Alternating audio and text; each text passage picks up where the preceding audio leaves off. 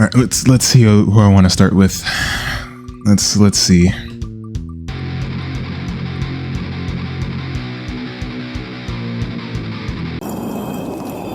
Oh wow, look at that, guys! It landed on John Doe. Wow, can you believe it?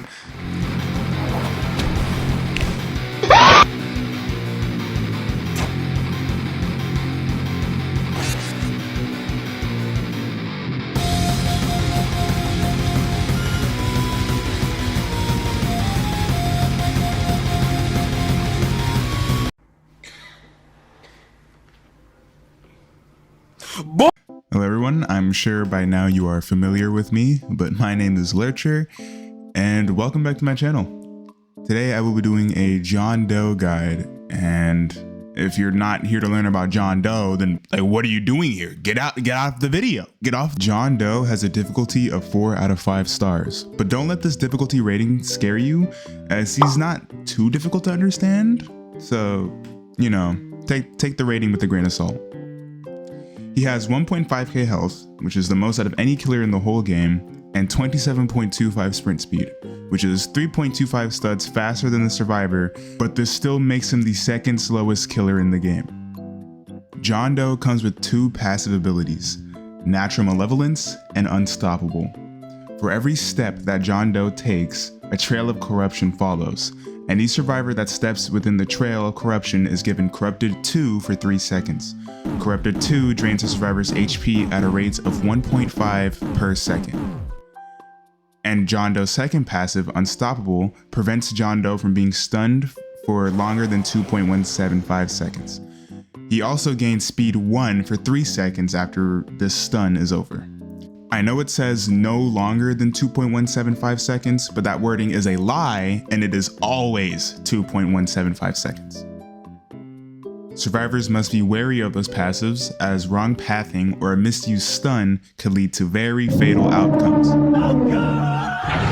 John Doe's base attack, Slash, deals 30 damage to a single target and has a 2-second cooldown. The hitbox for this attack is quite large and has insane amount of active frames, so be mindful of those 2 things. John Doe's first ability, Corrupt Energy, has an 18-second cooldown. John Doe punches his arm into the ground and launches 26 spikes forward. Each spike deals 12 damage and cannot damage a target more than 4 times. These spikes can serve as blockades for the survivor, which prevents them from being passed through.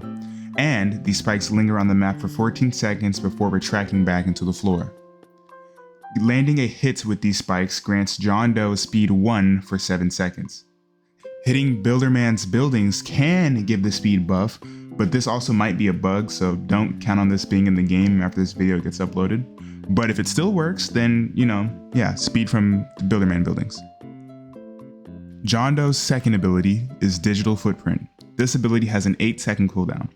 John Doe stomps the floor 3 times, and on the 3rd stomp, he summons a shadow trap on the floor. If a survivor steps on this trap, the survivor responsible receives slowness 2 for 15 seconds, and the aura of the culprit is revealed for 15 seconds. However, said culprit can also see John Doe's aura for 15 seconds as well. John Doe can only have 3 traps present on the map at a time. Traps are removed from the map if one of 3 conditions are met.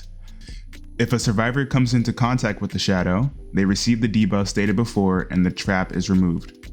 If 2 minutes pass and no survivor comes into contact with the puddle, the trap is removed. If John Doe places a 4th puddle and 3 other puddles are still active, the earliest placed puddle is removed from the map. John Doe's third ability is 404 Error.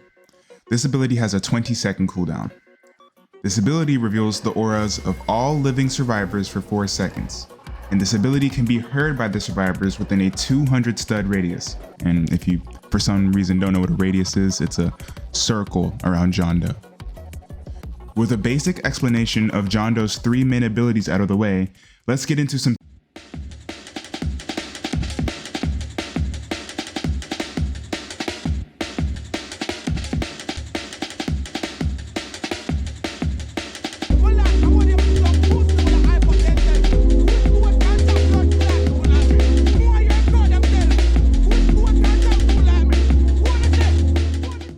John Doe is a very unique killer, as, in the words of the main balancer, he has almost infinite skill potential.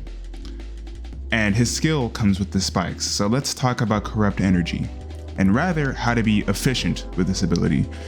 John Doe can aim this ability by turning his camera. This will be important throughout the entirety of your usage as John Doe. John Doe can use these spikes as blockades, as stated before, but if you're going to use this ability to block entry, make sure not to move your camera aggressively or make sharp turns, as this creates gaps in the spikes that the survivors can squeeze through. Instead, keep your camera steady and either don't move it or move it slowly to minimize the potential for gaps in the spikes.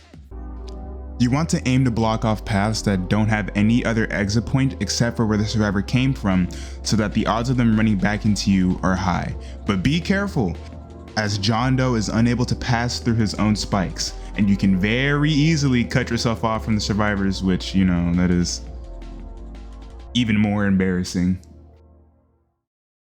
Psst. Hey kid, want to learn how to do this?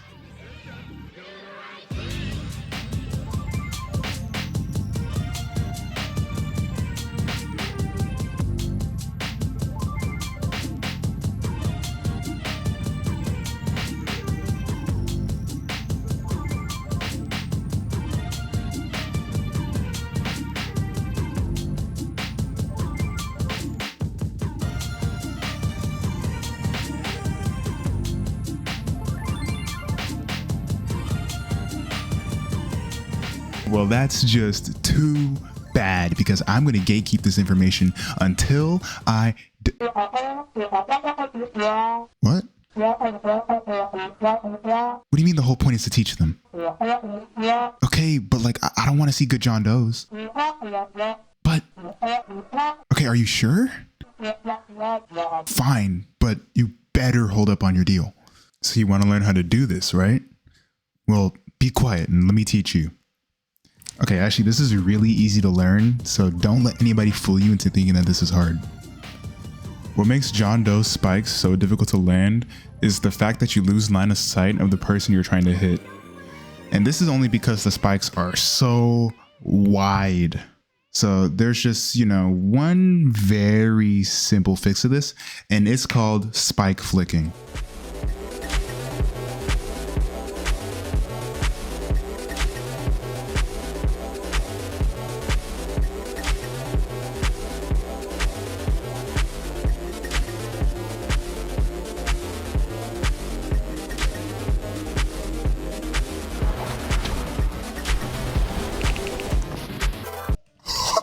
Yo, I sure am. All right, so this is going to be a bit awkward to explain, so follow along with the demonstration I'm going to show you on the screen. First of all, turn off shift lock and then use corrupt energy. Face away from the person you're trying to attack, usually left, right, or behind you. I would suggest left or right though. And when you feel enough time has passed, go into first person or turn on shift lock while facing your target and watch the damage numbers just roll in.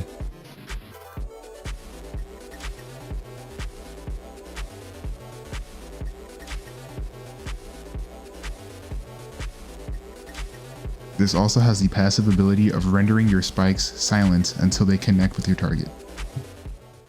Get ready for some scary spikes. Using your spikes mid-chase is generally a really bad idea, so you only want to use it when you know the survivor is running low on stamina to minimize the potential of them making distance or running out of the way of the spikes.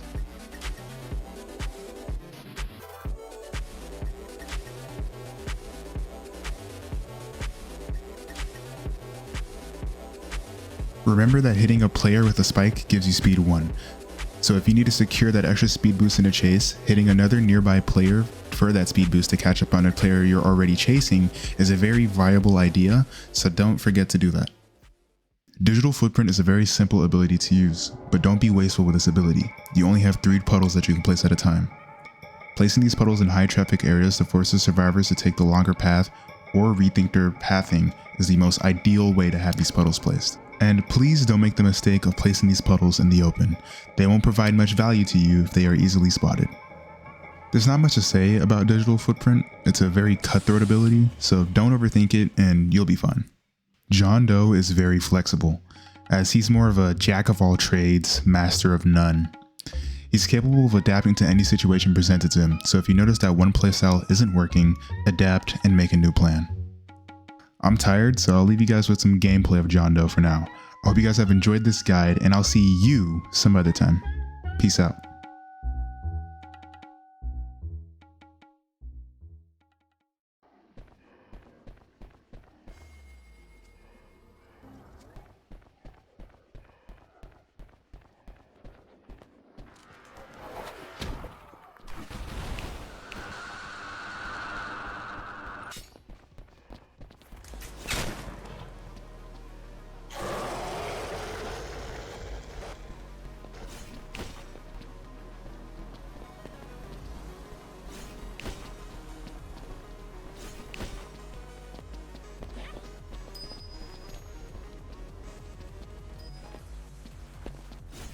Nom nom nom.